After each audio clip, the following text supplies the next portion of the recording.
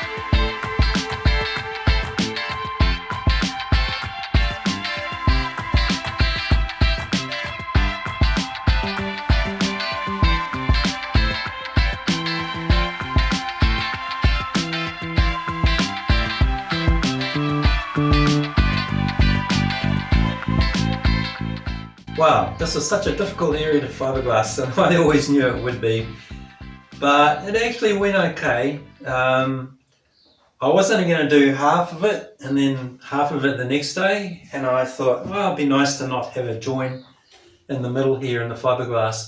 I got it all on. It was about 3 hours of hard out work and it was pretty hot. The resin was going off so fast, I was having to mix real small batches. Yep, once again the peel ply was quite tricky to apply.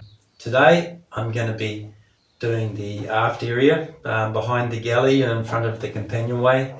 Quite a big milestone on the interior.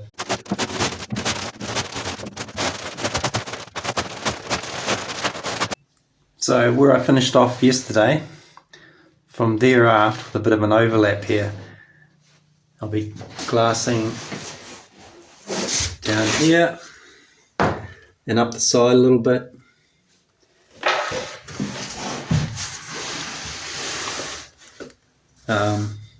Up to this corner, up and over, like I did in the saloon.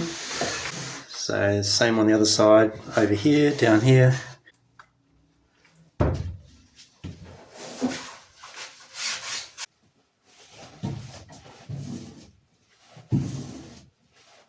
I think if I'd tried some fiberglassing like this all in one go at the beginning of this job, I would have made a mess of it. As it wasn't easy, but we got there.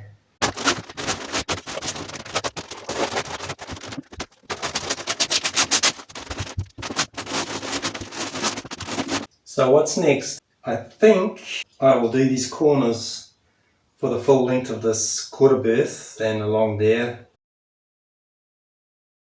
Dave and I go back to our apprenticeship days, and we both went over to Oz, and he stayed and I came back. 16 years old we were when we met.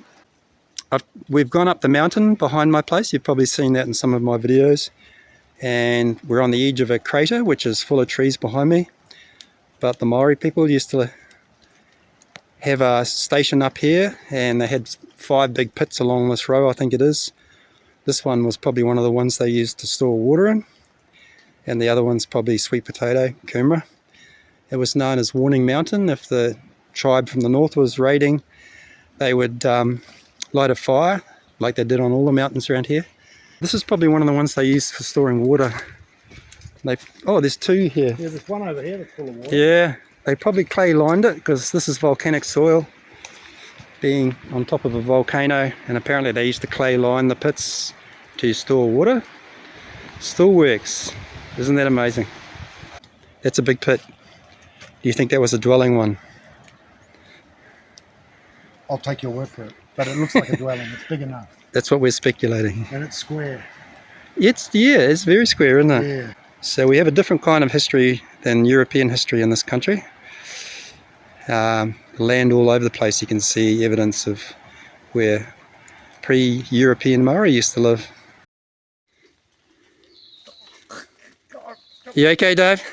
We made it. I made it. Yeah, Dave.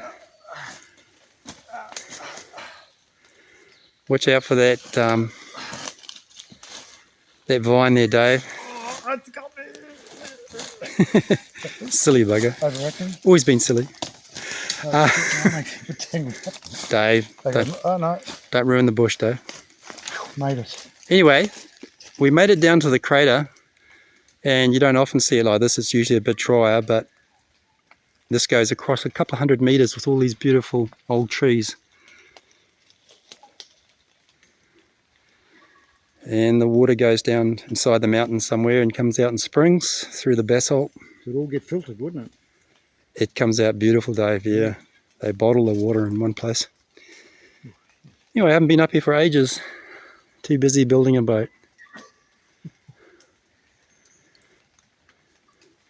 You can hear the tui bird in the background there. And the heavy breathing of Dave. Do you mind, Dave? Look at the lump on my leg. If you want to film that. Oh my goodness, how'd you do that? That's the break. That's the bone that built around it. Really? Yeah. Dave's famous. He's lucky to be here. He's a window cleaner in Sydney. And I looked at the news one day in one of those, what do you call it, a platform? A BMU, a building maintenance unit. Anyway, I read the news and 2 people had fallen to the street pretty much, landed on top of a canopy in the street. And they didn't say names, but I thought, oh my God, my friend Dave cleans windows in Sydney. Sure enough, it was him. And this is the pieces that are left. Want to see my scars? Oh my goodness, no, don't do that, Dave. So, what's it like to be alive, Dave? Well, you know, I don't remember any of it. And I lost about a month out of my life. And so my life, I just woke up in pain in hospital. That's Right. pretty well it. Yeah. Yeah. And what a mess you were. I've seen the pictures. I was a bit broken, that's true. I broke 9 bones Yeah? and 6 teeth. 6 teeth, Dave. Yeah. Okay. And head injuries. Didn't change your accent, though. You're not speaking any more Australian than you used to. My mum was Australian, you see, so Oh, I never yeah. really had a super strong Kiwi There accent. you go, Dave. Anyway, better get back to the boat building, but this is where we are. And it's an amazing place, actually. Yeah. For the top of this mountain, it's completely unspoilt. There's nothing up here, no TV aerials, no microwave dishes like on the other mountains around here. Warning Mountain.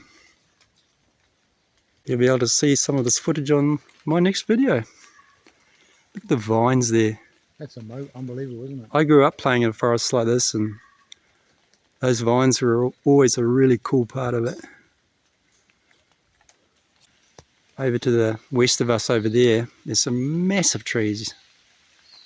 And they've got a pretty unique rooting system which stays above the swampy area. No need to talk about sex. What? No need to talk about sex. I'll edit that bit out though. This is an editing. Oh, there you are. Oh. Now we're back down to the swamp. Okay.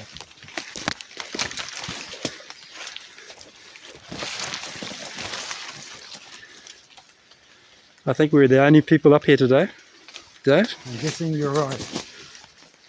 Well, how regular would visitors be? Look at those trees. They go up forever. They do. They're huge. And there's all stuff growing on them too. No koala bears. No. No tigers. No snakes. No snakes. No bears.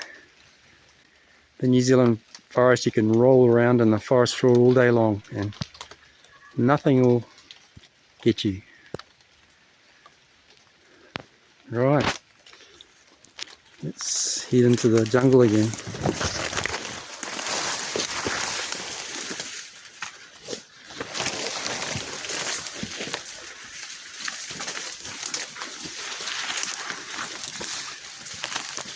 Bleeding heck. I know.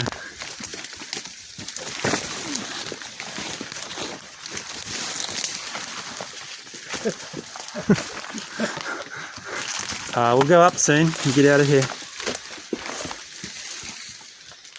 Tall trees. Something that's come down. Yeah. And the beauty of it is it's left here to rot and survive and pass on its nutrients to whatever's coming after it. That's very deep, Dave. No, it's not. It's just life. Is it? It should be. Are you getting a bit philosophical in your old age, Dave? No, not really. Yeah? Yeah. Anything else? Any other pearls of wisdom for my YouTube audience? Yeah. Mate, shit happens. It's just life. Well, I'm sure that helps you get to sleep at night, Dave. That's good. Or we're here because we're here. Okay, let's get out of here. We're here, but let's get out of here before the rain really pours down. I'm not really getting wet in the rain, though. No, I'd be more wet going sailing, though.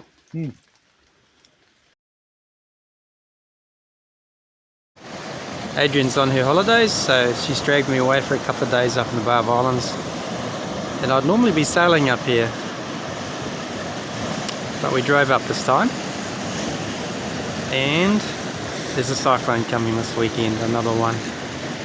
And you wouldn't think so, looking at that sky, would you? That's Cape Breton out there, and behind those clouds.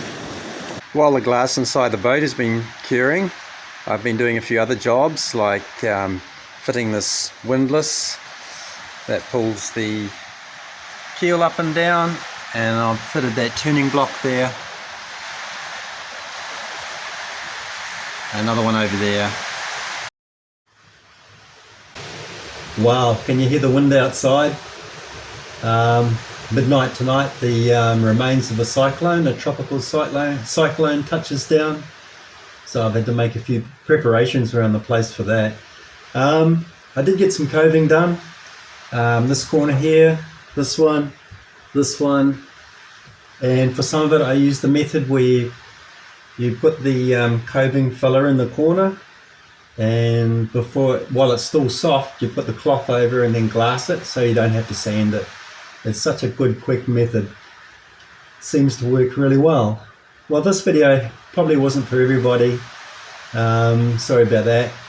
But some of you may have been interested to see what goes on behind the scenes when I'm not boat building. If you're still watching this right now, I really appreciate you watching. And I'll see you next week with hopefully a whole lot more progress on the interior.